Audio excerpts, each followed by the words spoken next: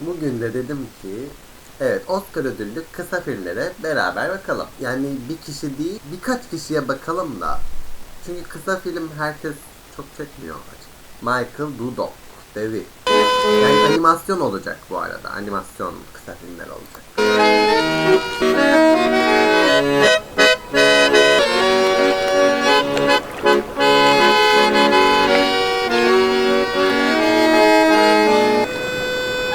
Kızı bıraktı gidiyor. Baba gibi baba.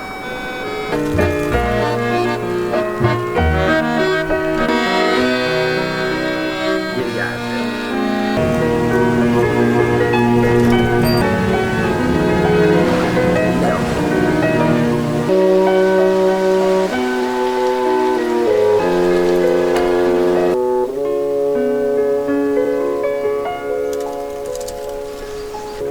Dört dakikadır hiçbir şey olmuyor.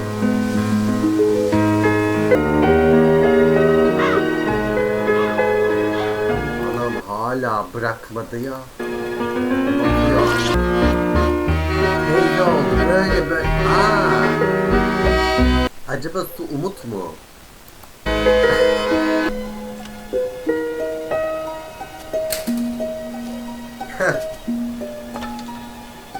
Ayakta duramıyor.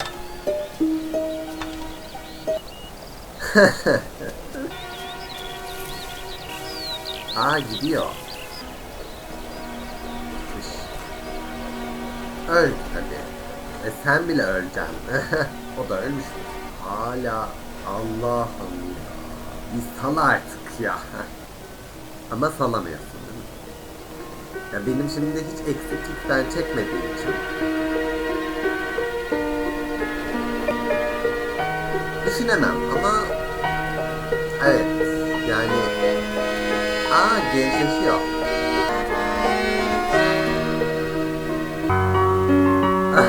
Müge Anlı gibi oldu. Evet, şimdi de Korto Pixar'dan, yani bu yapımı biliyorsunuz. For the Bird kısa filmi. Yani az önceki çok kötüydü bir kere. Yani kötü, yani neye göre kötü? Bir dakikada da anlatılabilirdi o, yani böyle hızlı bir şekilde. Ben yani anlatış biçimi evet ama hani Oscar'lık değildi yani bence. Hani şeye göre değerlendireceğiz. Hani Oscar muhteşem bir şey ya. Droit de sol sur une ligne et. Yani eğlenceli kuşlar yüksek gerilim hattında.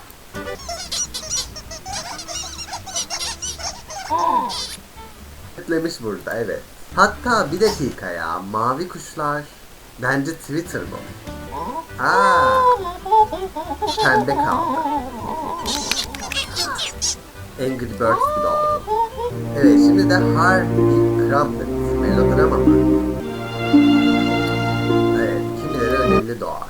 Yani iyi doğar. Kimileri çok iyiye ulaşır. Kimileri de önemli işler yaparak evet öne geçer. Ve diğerleri vardır. Bu onlardan biri herhalde.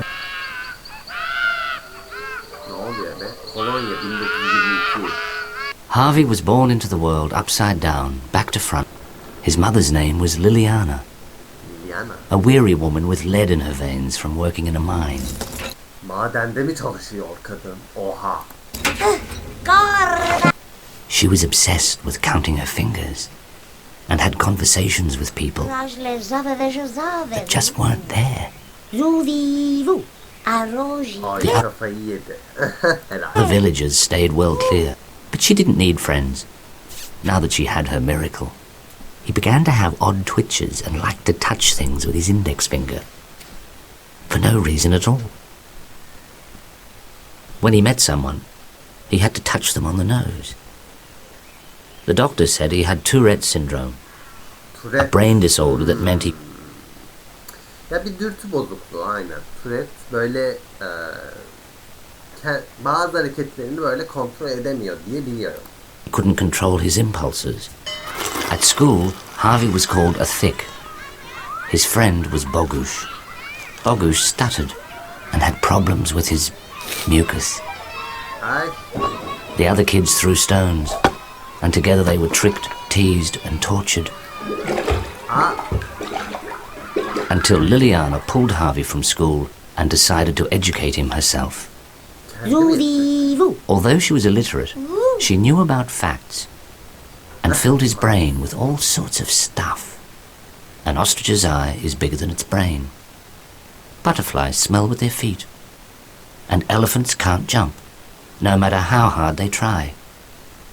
Every day he wrote more and more facts in a notebook he carried everywhere. As Harvie grew taller and stronger, his mother grew shorter and madder, slowly fizzling into insanity. But at times felt he needed to be alone with his problems. He'd ponder the world beyond, wishing for things to change. And suddenly they did. He returned to find his home burnt to the ground. His mother had left the stove burning in the night, and Harvie found his parents nearby, frozen and nude.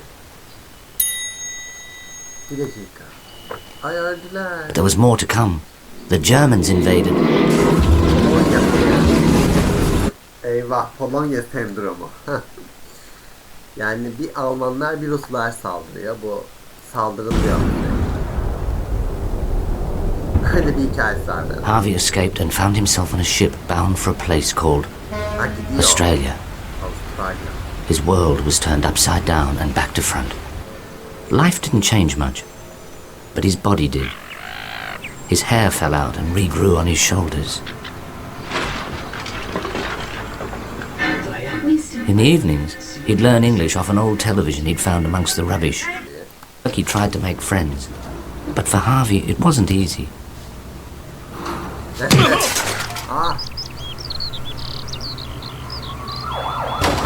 Harvie's skull had split in half. The doctors inserted a... One time, Harvie got a job collecting golf balls. This is where he got struck by lightning. He developed asthma, so went and saw his doctor. In those days, the dangers of smoking were not known. Doğru. Doktorlar evet sigara içmesini söylüyor. Sigara satmak için. Hatta reklamlarda çocuklara falan çocuklar kullanılıyor. Bu doğru. Bu doğru bir şey. Dr. Greystanes recommended Harvie smoke even more. Years later, his doctor died from emphysema, just as the dangers of smoking were finally revealed. Bir sürü kişi vardı. Anne memesinin yerini aldı. Evet, bu ağzı uyarıyor ya. Meme gibi. Neydi ya Freud'un? Psikoterapi.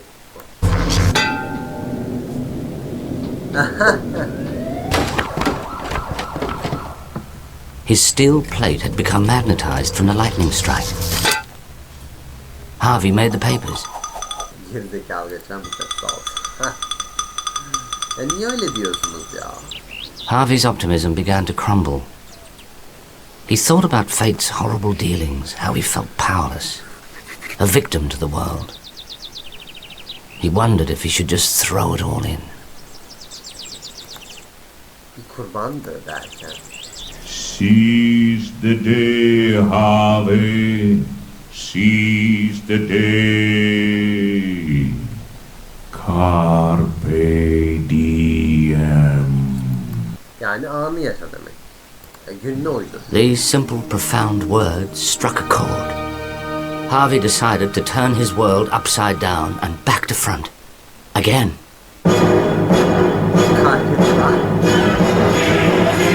And did exactly what the statue said.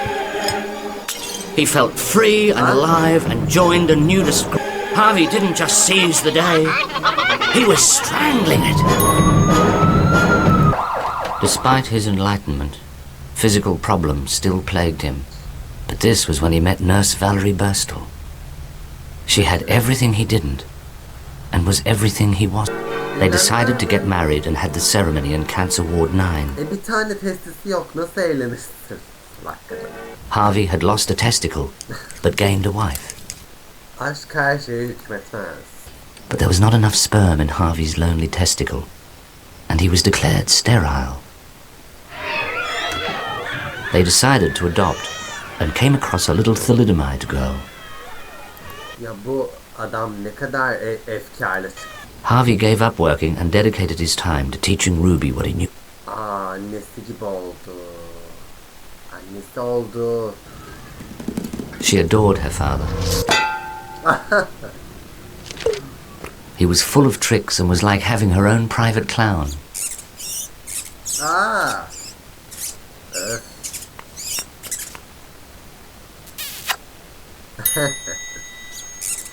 Evet, ortalama bir insan ömrü boyunca ama doğrudur. Ben vallahi kaçıncıyı alıyorum. Doğrudur. Bitiyor da yani. At school, Ruby excelled. She went into university and came out a lawyer.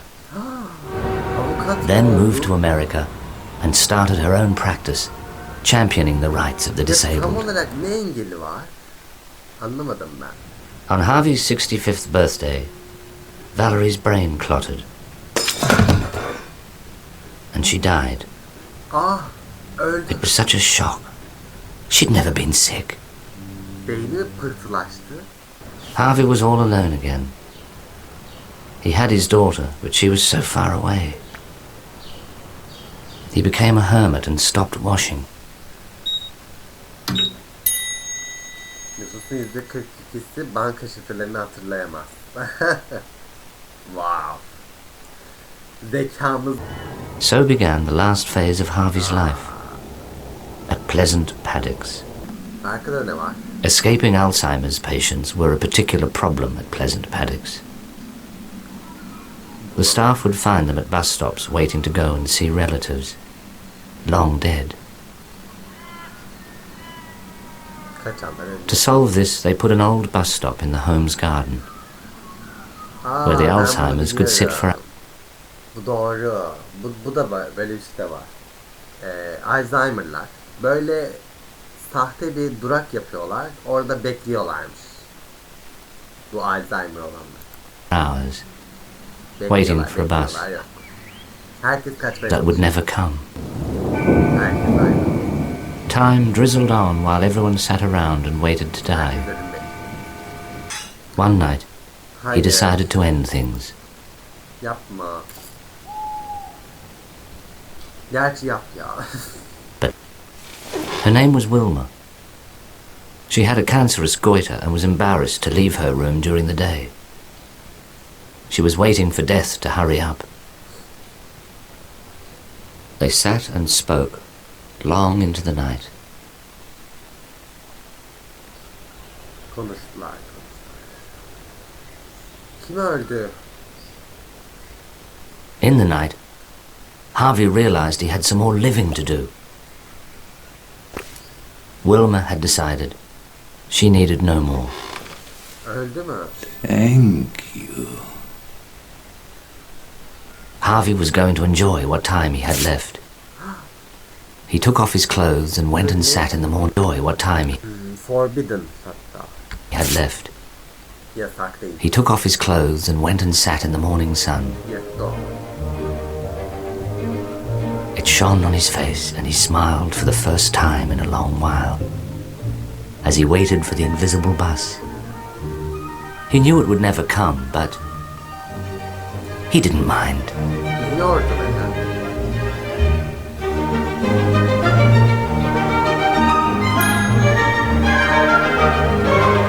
Hayat sigara gibidir. Hop, şeyine kadar içeceğim. Neye ulaştık böyle? Şimdi ne oldu? Bir hayatı gördük yani. Ya kötü şans ben inanmıyorum ya. Yani o da bir hayat bence. Yani her hayat böyle başarılı olacak. Her hayat çok muhteşem sonlanacak. Bir amacı var gibi değil. Herkesin hayatı var. Ama mesela en azından hani bir şey anlatıyordu yani bu.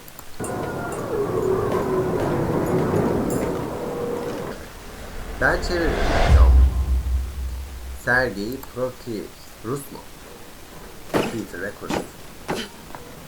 Alaska'da mıyız? Rusya'da mıyız? Yani Sergey dediğine göre Rusya'dayız. Git.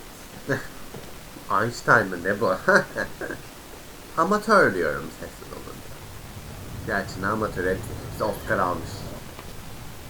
Kızları korkutuyorlar mı?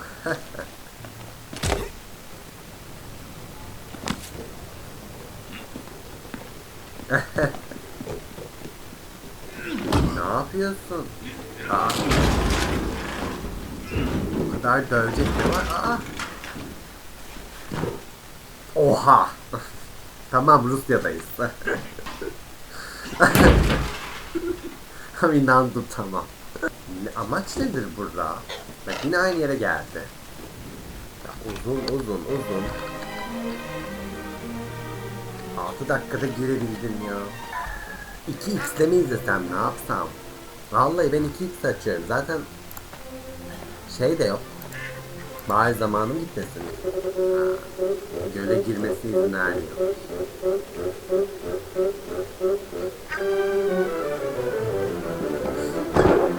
Girse ne olacak amca ya? Ne olacak? Anlamıyorum.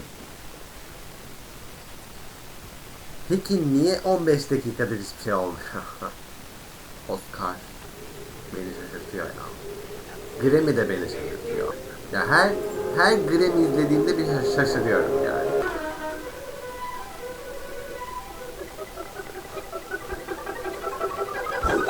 Ah!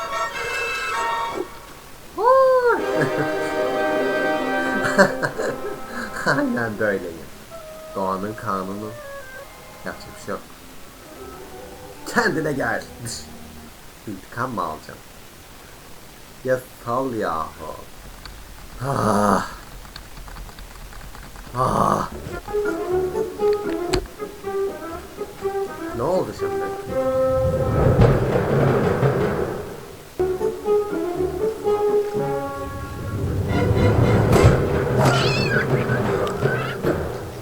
Kurttan korkuyor.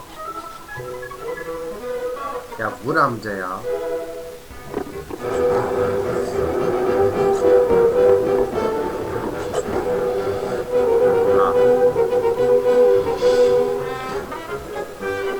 Ha, satacaklar.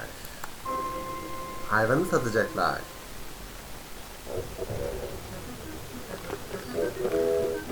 Kurt yenir mi ya? Yeniyor mu acaba? Bilmiyorum ki. Ha, postu için de olabilir. Evet. Bunu da yakaladım. Sal şu kurtu da. Yesin herkese.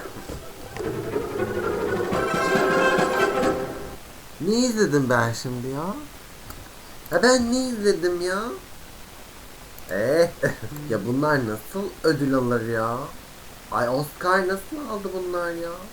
Ne ki acaba bu? Nece acaba? The Small House of Cubes. Küplerden küçükleri. Valla ben 2x izliyorum, yeter artık. Ya hepsi niye bu kadar yavaş? Niye bu kadar şey ya? Ha, suyun altında şey var. Aa evet, suyun altında. Aa, eli su dolmuş. Yeni bir ev inşa ediyor. Şey mi yoksa bu ya? Hani sular yükseliyor ya, ona mı dikkat çekmeye çalışıyor acaba? Eşyaları. Pipo amca, gerek yok, Pipo'yu sal. Öleceksin, gideceksin ya. Piposunu aramaya mı gidiyor? Ya hakikaten bana konu lazım ya. Annesini mi hatırladı? Ha şey, büyük annesi. Ha, yaş su dolmaya mı başladı? Ölüyor mu acaba? Bak, konu güzel. Ama 12 dakika olmaz bu yani. Anlatabiliyor muyum? Ya çok uzun değil. Ama böyle, bilmiyorum. Gerek yok bu kadar uzunluğa yani. 2 dakika. Kızını mı evlendiriyor? Ha, aşağı gidiyor. Tamam, bu bayağı sembolik. Bir su yani. Yoksa böyle bir şey yok yani.